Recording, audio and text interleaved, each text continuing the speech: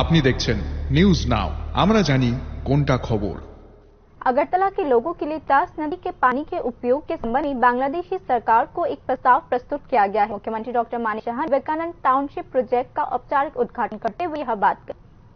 Vivekananda township project का शुक्रवार को औपचारिक उद्घाटन किया गया। मुख्यमंत्री डॉक्टर मानिक शाह ने आसानी के कामन चौमुनी से सटे इलाके में स्थित इस सरकारी आवास परिसर में बने फ्लैट की चाबियां मालिकों को आधिकारिक तौर पर सौंप दी। मुख्यमंत्री डॉक्टर मानिक शाह ने कहा कि अगरतला शहर के लोगों को आयरन फ्री वाटर उपलब्ध कराने के लिए पड़ोसी बांग्लादेश की तीतास नदी से पानी लाने का प्रस्ताव आधिकारिक तौर पर दिया गया है। मुख्यमंत्री ने आज कहा कि अगर बांग्लादेश इस प्रस्ताव को मंजूर देता है तो बाद में दिल्ली केंद्र सरकार को इसकी सूचना दी जाएगी। যে সিওয়েজ ট্রিটমেন্ট প্ল্যান্ট কথা হয়েছে, এখন আমি আগাম বলছি না, আমি ওনাদেরকে বলেছি, কারণ আলটিমেটলি এই জলটা এখানে কালাপানির জল হোক, খালের হোক, হাওড়ার আমাদের যে জল, সেটা কিন্তু গিয়ে আলটিমেটলি যখন এই হাওড়াতে গিয়ে পড়ে সেটা কিন্তু তিতাস নদীতে গিয়ে পড়ে।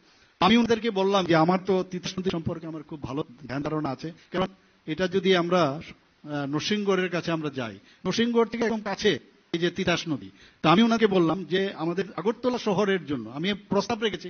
এখন বিরোধীরা যদি শুনে বলে উনি বড় বড় কথা বলেন, কাজের কিছু হয় না, এই তো আরেক সমস্যা, কিছু বলাও যায় না, কিন্তু ওরা চেষ্টাও করবে না, কাউকে করতেও দেবে না। কিন্তু চেষ্টা যদি থাকে, কাক চেষ্টা ইজ ভেরি ইম্পর্টেন্ট। আমরা সার্জারি করি, আমরা জানি যে কাক চেষ্টা যদি থাকে আর ইগল আইস থাকে আর ফিঙ্গার যদি আপনার লেডিস ফিঙ্গার থাকে, সার্জারি করলে তার রেজাল্ট পাওয়া যায়। আমরা ওই ধরনের মানুষ।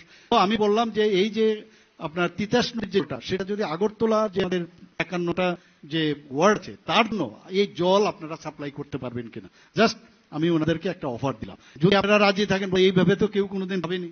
আমরা তো একবার ভেবেছিলাম গোমতীর থেকে এখানে জল আনবো, কিন্তু এখানে একদম কাছে। আমি জানি না এখানে তিতাস নদীর এই প্রায় আপনারা খুব বেড়ে যাবে, মানে নরসিংগড়ে গেলে আপনি হেঁটে হেঁটে নৌকা ঘাট পাবেন আপনি। এখানে বলছেন এটা ছোট ঘাট, আরো বড় নদী, সেখানে যদি আপনারা প্রপোজাল দিলাম, আপনি বলুন, এবং যদি হয় তাহলে আমরা দিল্লিতে কত, কারণ এইভাবে করে আমাদের আগরতলা শহরে এই জলের জন্য যে আয়রন মিশ্রিত জল, যে মাটির নিচ থেকে জল আসে, কিন্তু বেঁচে যাব।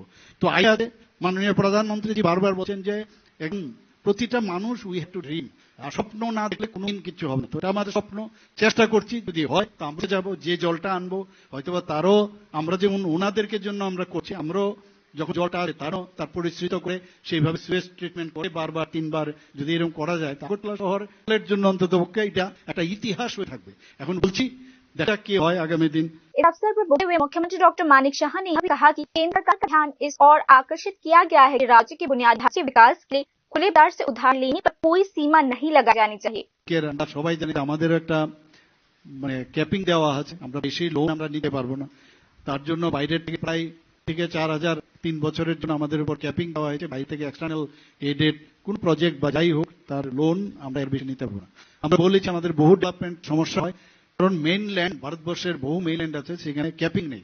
তো আমরা এখানে বলেছি যে মিনিমাম যখন আমাদের 22nd প্ল্যানারি সেশন হয়, সেখানেও কিন্তু আমি এই বক্তব্য রেখেছি আমাদের যে ক্যাপিং সিস্টেমটা যেন তুলে দেওয়া হয়, অন্যান্য যে মেইনল্যান্ডে না থাকে আমাদের কেন হবে না।